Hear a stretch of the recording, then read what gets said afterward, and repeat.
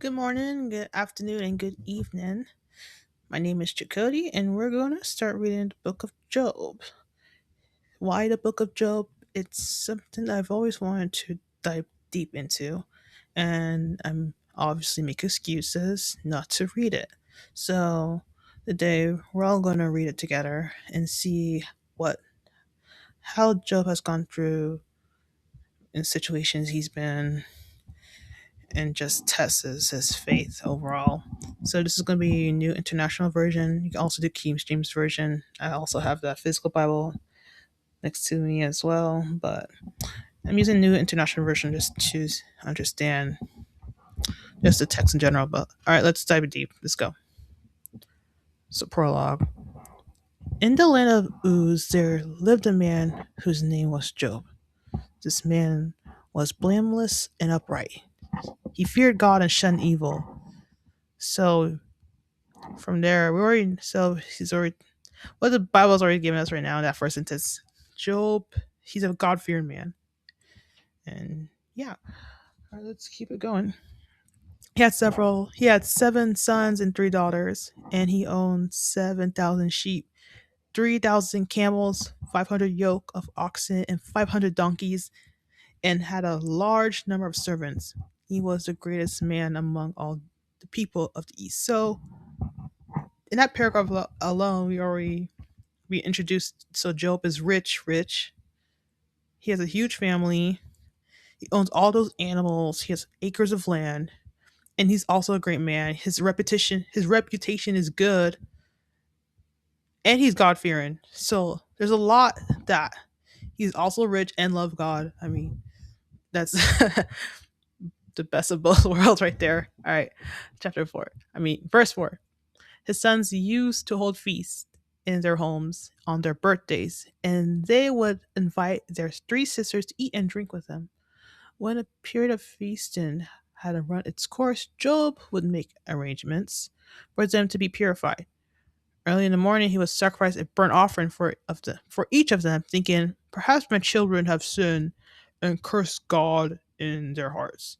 This was Job's regular custom. So, in that paragraph alone, he would, host, as said, host feasts and birthday parties and family gatherings. And then after that, he'll make arrangements for doing offerings. And he was, I think, in that time, he would do it every time, thinking like, okay, my children have sinned, so I need to make sure I purify the area. I think that's what is happening. Early in the morning, he'll sacrifice a burnt offering for each of them. Yeah, so he's pretty much praying for them every time, thinking about his family, and God is always on his mind. All right, let's go to chapter 6. So one day the angels came to present themselves before the Lord, and Satan also came with them. The Lord said to Satan, "Where have you come from?" Satan answered the Lord, "From roaming throughout the earth, going back and forth on it." Then the Lord said to Satan, "Have you considered my servant Job? There is no one on earth like him. He is blameless and upright, a man who fears God and shuns evil." So, chapter 9, verse 9 says, "Does Job fear God for nothing?" Satan replied, "Have you not put a hedge around him and his household and everything he has? You have blessed the work of his hands, so that fills, so that his flocks and herds are spread throughout the land. But now, stretch out your hand and strike everything he has, and he will surely curse you in to your face." The Lord said to Satan, "Very well. Then everything he has is in your power, but on the man himself do not lay a finger." Then Satan went out from the presence of the Lord. So, from what we got here from verse 6 to verse 12, Satan and God are talking, and Satan is like, "Okay, let's test out. He has everything, but let's test out if he actually really has the faith. Like he has cars, he has the horse, the lamb, the sheep. He got family, he got money, he got reputation. Let's actually test him and let's see what happens if we get rid of all of that. Let's take all of that away, see what happens." And God said, "Okay, bet." but do not lay a finger. Like, take everything, you take everything. Okay, go ahead, but let's test his fate. Let's see for ourselves. All right. So let's go on to chapter 13. Verse 13. One day when Job's sons and daughters were feasting and drinking wine at the oldest brother's house, a messenger came to Job and said, The oxen the oxen were plowing and the donkeys were grazing nearby. And the Sabaeans attacked and made off with them. They put the servants to the sword, and I am the only one who has escaped to tell you. While he was still speaking, another messenger came and said, The fire of God fell from the heavens and burned up the sheep and the servants, and I'm the only one who has escaped to tell you. And then, while he was still speaking, another messenger came and said, The Chatelains formed three raiding parties and swept down on your camels and made off with them. They put the servants onto the sword, and I am the only one who has escaped to tell you. While he was speaking, yet another messenger came and said, Your sons and daughters were feasting and drinking wine at the oldest brother's house, when suddenly a mighty wind swept in the desert and struck four corners of the house. It collapsed on them, and they are dead. And I'm the only one who has escaped to tell you. Oh my god. All right, let's keep going. All right, let's pause right there. So, we got four messengers. Instantly, boom. Donkeys attacked. First servant, boom. Tell all the donkeys are attacked. Second servant, boom. Sheep attack, burned. Third servant, boom. We got Campbell's raids.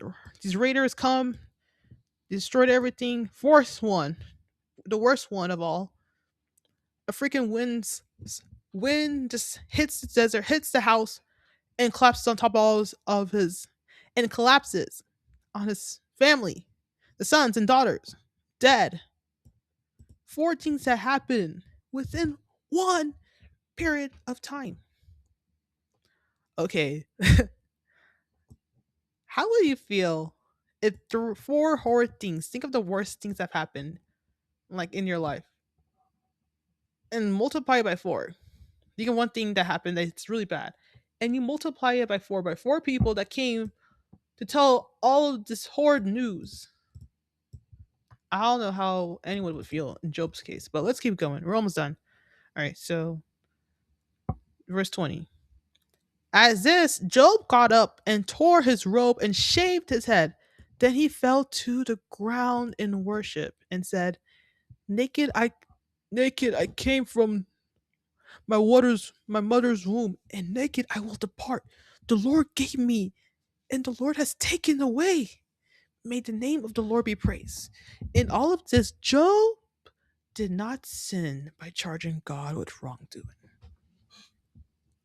And that is only chapter one, guys. That is only chapter one. Okay, so after all of what Job been through, with all that tragedies, the first one listed from verse 15, like his donkeys and all, they're all gone and attacked by the Sabaeans. Another messenger came. All the sheep and all the sheep and servants were gone. By the second messenger, told Job that, and then in verse 17, raiders, the Chatelain raiders, when they destroyed all the camels and took them off, and they even killed the servants. I believe that's what's saying. The fourth one, oh my god, a wind destroyed the house of what his sons and daughters were feasting, and they all died. Like, imagine hearing all of that. Like, how would you generally feel?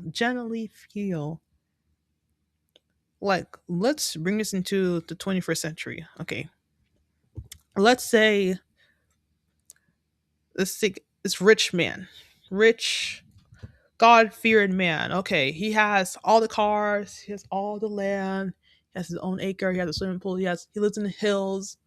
He has a huge family. He donates to charity, but he's a God fearing man. And then God and Satan were having a conversation, and Satan said, "Okay, let's take all that away, see what happens if he will still have faith in you." And God said, "Okay, but you will not touch you will not touch Job, or in this case, you will not touch the rich. My let's call him Dave, not Mark. Let's call him Marcus. Marcus. All right, you will not touch Marcus. All right.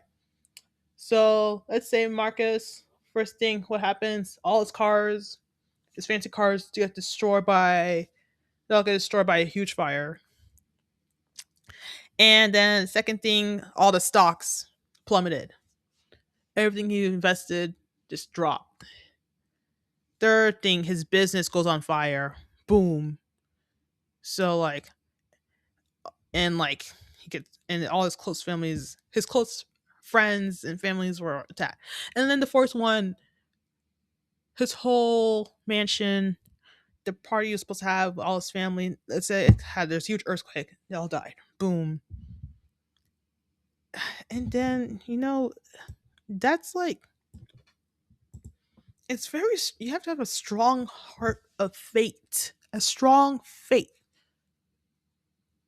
Like in this case, Job, he was devastated. But in verse 20, he said, "The Lord gave and the Lord has taken away. May the name of the Lord be praised." So what it's saying, wow, there's a lot to unfold here in chapter 1. So what the Bible is saying here, like, so God, I'm just baffled. So yeah, let me read that again. The Lord is give and take away. So no matter the situation, like things can you can have all the things you can have all the things in the world right now, and then boom, gone. Immediately snap like Thanos, everything is gone. Will you still be praising God? Will you still be worshiping God despite your family members dead instantly? Your job firing you, boom, instantly. Sudden divorce, instantly. Everything you love catch fire. A fire burns your whole crops, all burns your cars instantly. Boom. Will you still praise God? So that's a deep question that all of us believers have to think. But yeah, in this case, Job said, "Nope. The Lord has gave, and the Lord has taken away. May the name of the Lord be praised." So, no matter the situation for all of us, God will be God in the end. And it's a thing, and just to go deeper into this, that let us not take anything for granted. Because in this case, in the end of chapter, in verse 22, Job did not sin by charging God with wrongdoing. So even after all of that negativity, that tragedy, that sadness, all that destruction that happened with his family, his personal life, he did not blame God. He did not blame God. And that's what most people, even sometimes, you know, me, I think sometimes I would, God, why is this happening? He didn't complain. He didn't blame God. He didn't sin. He didn't like, okay, oh my God, everyone I love, everything I had is gone. Let me just take drugs. Let me just drink the pain away. Let me just kill somebody. Let me just sleep with a woman. Maybe this pain will go away. So the enemy was planning to use all that negativity and see what, okay, everything that God has given is gone. So boom, God's not here. But Job said, "Nope,